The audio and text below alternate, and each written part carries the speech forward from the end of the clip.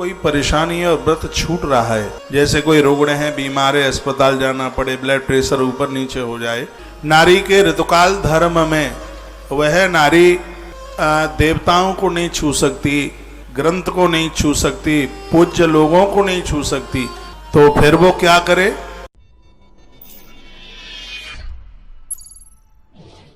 मैंने पूर्व में भी निवेदन किया, यदि किसी कारणवश कोई दिक्कत, कोई परेशानी और व्रत छूट रहा है और उस समय उस व्रत को अपने घर में से उनके निमित्त यदि कोई कर लेता है तो व्रत खंडित नहीं माना जाता।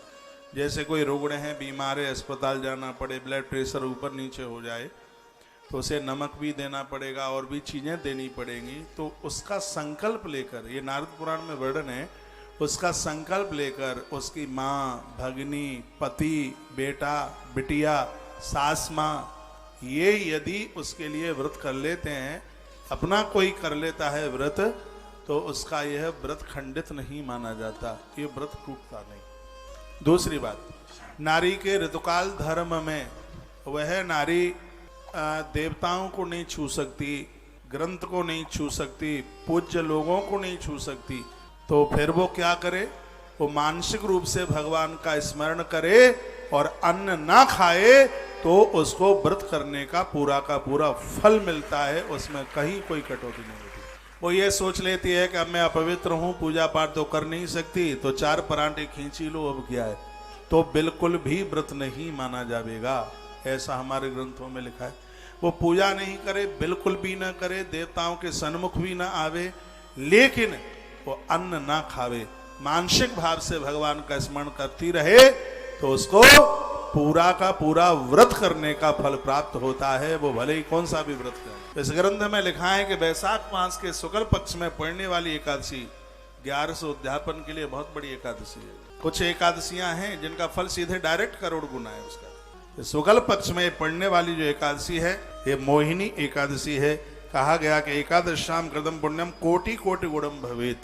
वैशाख के शुक्ल पक्ष में पड़ने वाली एकादशी करोड़ गुना इसका फल प्राप्त हो जाता है। आप लिख ही रहे हैं तो एक बात लिख लीजिएगा, जो लोग एकादशी के पवित्र समय पर पति और पत्नी संसारिक कर्मों में वो उसमें रत रहते हैं, जो लोग मांस भक्षण करते हैं, शराब पीते हैं, तो इसमें ये श्लोक में लिखा है कि उन लोगों को गौ हत्या और अपने पिता की हत्या करने का तत्काल उन्हें पाप लगता है। श्लोक बोले देता हूँ, लिखा है कि सगो ध्रश्य कृतघ्नश्य पृतघ्नश्य महास्मृतः।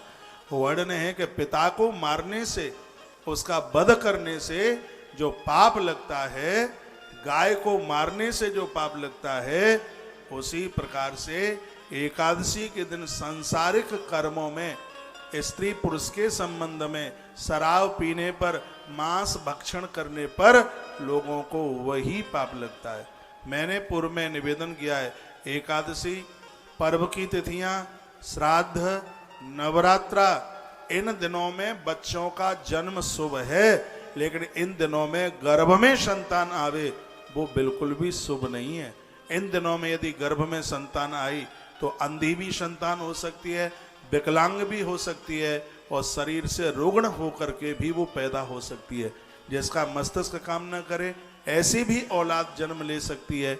इसलिए हमारे ग्रंथों में लिखा है कि पति और पत्नी को चाहिए कि कुछ तिथियां ऐसी हैं जिनमें आराधना, पूजा पाठ को कम न होने दें। उसमें इन तिथियों में तो उनको ये भी ना पता लगे कि तुम विवाहित जीवन जी रहे हो। उसमें नवरात्रा हैं चारों, उसमें शिव महारात्रि है, और उसमें मकर संक्रांति है, उसमें श्राद्ध के 16 दिन हैं, और उसमें प्रत्येक एकादशी है, अमावस्या है और पूर्णिमा है।